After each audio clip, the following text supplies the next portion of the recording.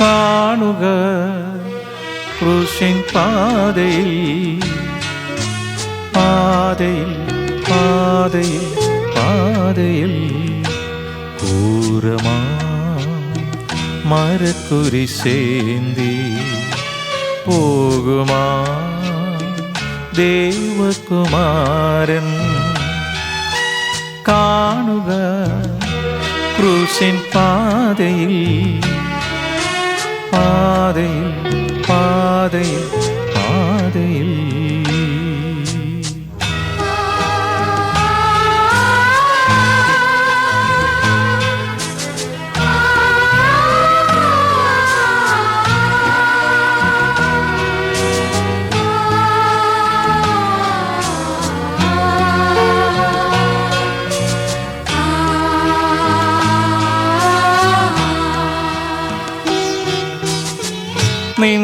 നിന്ദാഹമൊക്കെയും തീർക്കാൻ നിനക്കാൻ രക്ഷയിൻ ജലവും ഞാനേകി.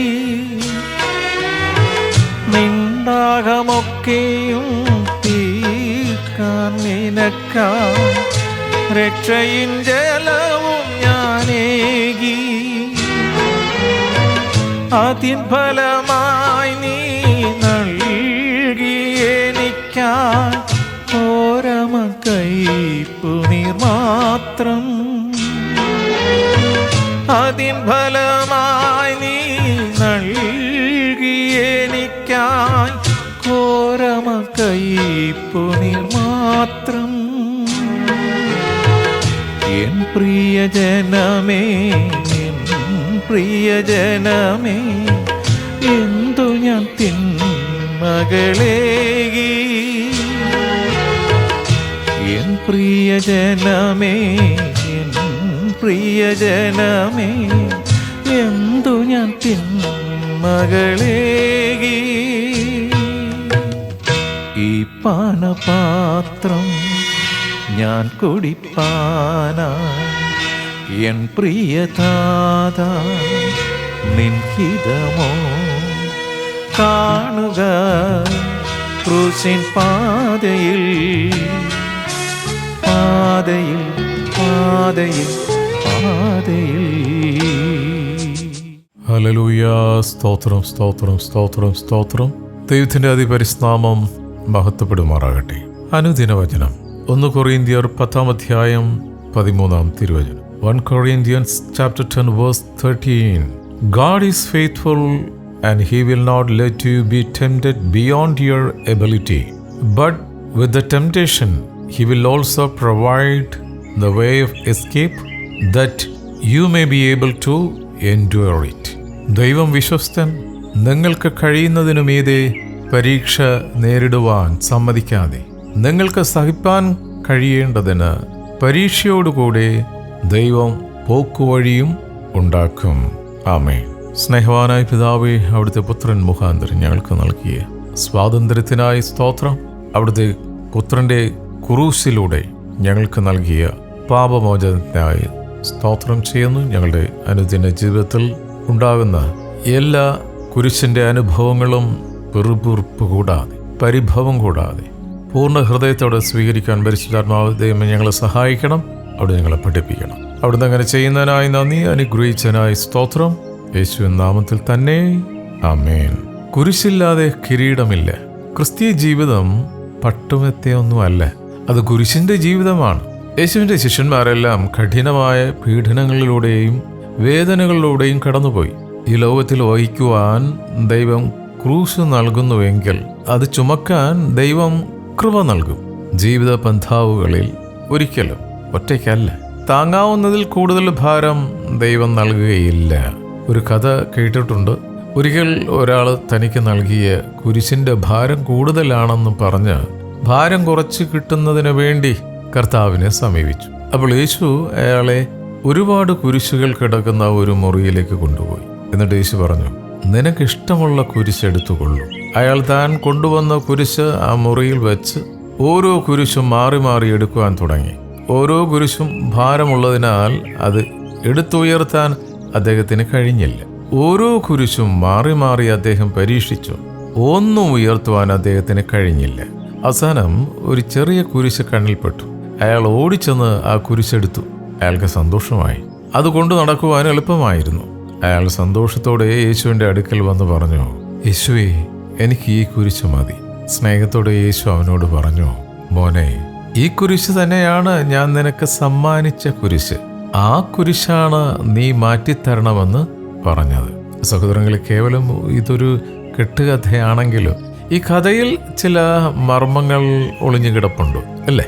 യേശു താങ്ങാവുന്നതിൽ കൂടുതൽ ഭാരം ആർക്കും നൽകിയില്ല. അതുകൊണ്ട് ആ വചനത്തിൽ നമ്മൾ വായിച്ചത്, ദൈവം വിശ്വസ്തൻ, നിങ്ങൾക്ക് കഴിയുന്നതിനു മീതെ പരീക്ഷകൾ നേരിടുവാൻ സമ്മതിക്കാതെ നിങ്ങൾക്ക് സഹിപ്പാൻ കഴിയേണ്ടതിന് പരീക്ഷയോടുകൂടി അവൻ പോക്കുവഴിയും ഉണ്ടാക്കും.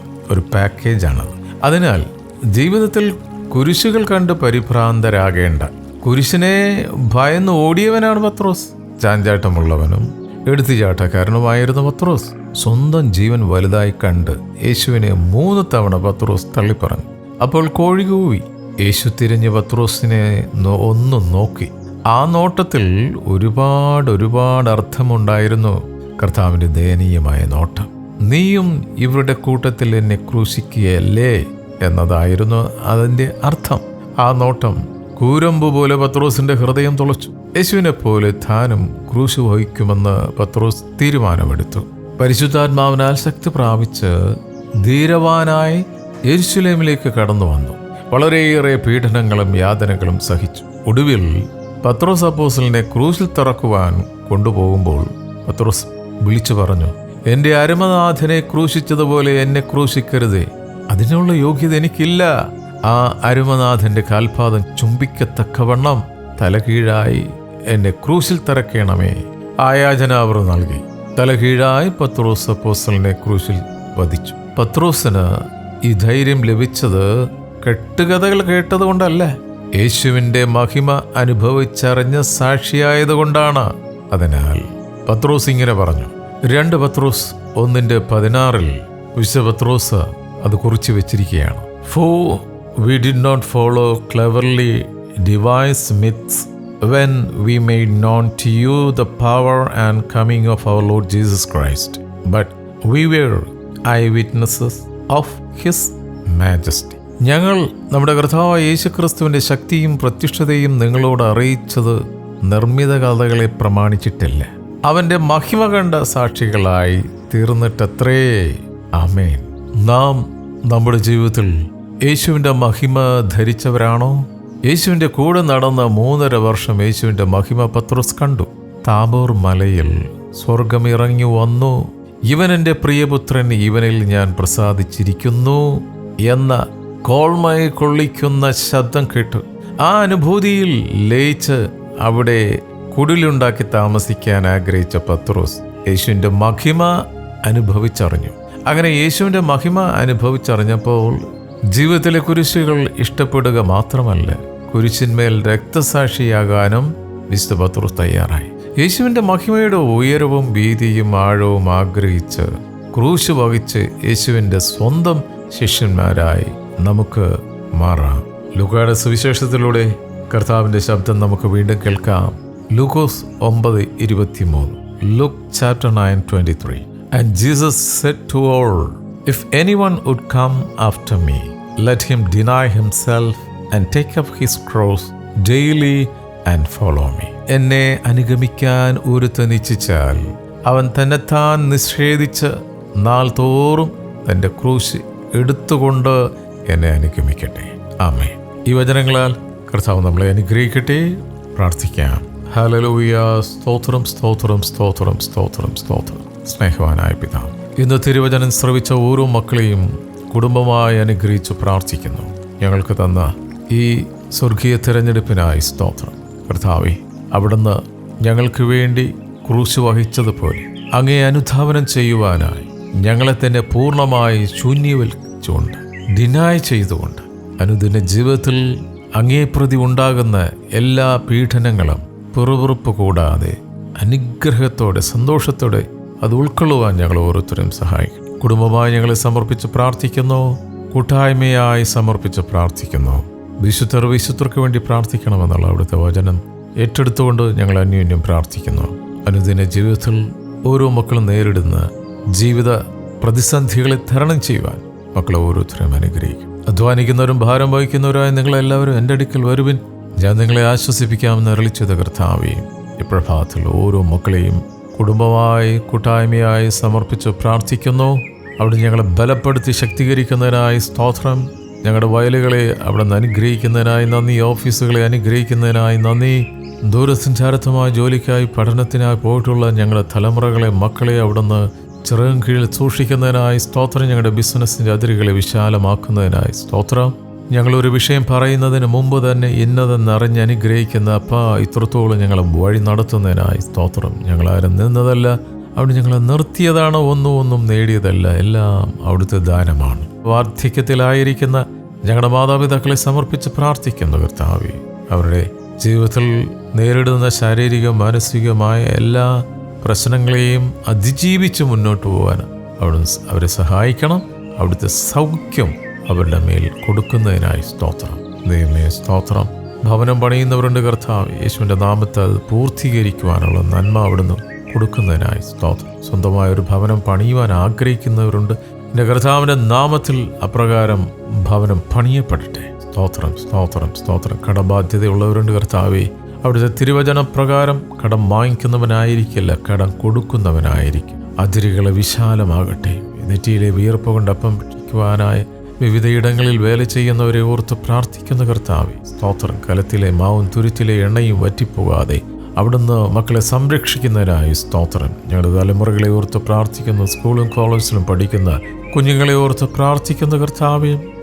പരീക്ഷ കഴിഞ്ഞ റിസൾട്ടൊക്കെ അറിഞ്ഞ് തുടർന്നുള്ള പഠനത്തിന് വേണ്ടി ഒരുങ്ങുന്ന മക്കളുണ്ട് കർത്താവെ. തക്ക സമയത്ത് അവർക്ക് അഡ്മിഷൻ ലഭിക്കുവാൻ അവരെ ഓരോരുത്തരെയും സമർപ്പിച്ച് പ്രാർത്ഥിക്കുന്നു കർത്താവെ. അതുപോലെ കർത്താവെ സ്തോത്രം സ്തോത്രം സ്തോത്രം സ്തോത്രം. രോഗസൗഖ്യത്തിന് വേണ്ടി പ്രാർത്ഥിക്കുന്നവരുണ്ട്. അവിടുത്തെ അടിപ്പിണരുകളാൽ പൂർണ്ണ സൗഖ്യം അവിടുന്ന് അവർക്ക് കൊടുത്തിരിക്കുകയാണ്. സ്തോത്രം ചെയ്യുന്നു.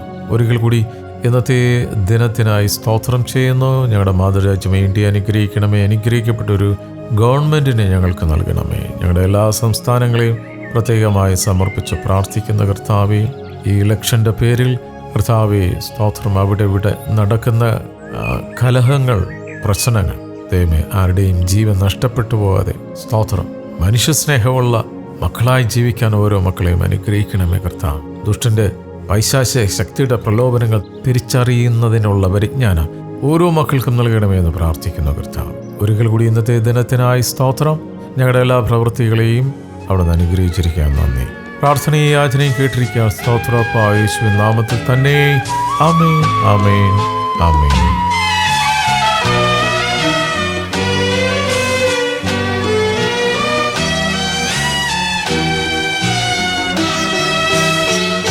നിൻ താപമൊക്കെയും തീർപ്പാൻ നിനക്കായി നന്മകളാക്കിലവുമേകി. നിൻ താപമൊക്കെയും തീർപ്പാൻ നിനക്കായി നന്മകളാക്കിലവുമേകി. അതിൻ ഫലമായി നീ നൽകിയെനിക്കായി ശോകമമറ് കുരിശല്ലോ. അതിൻ ഫലമായി നീ നൽകിയെനിക്കായി ശോകമമറ് കുരിശല്ലോ.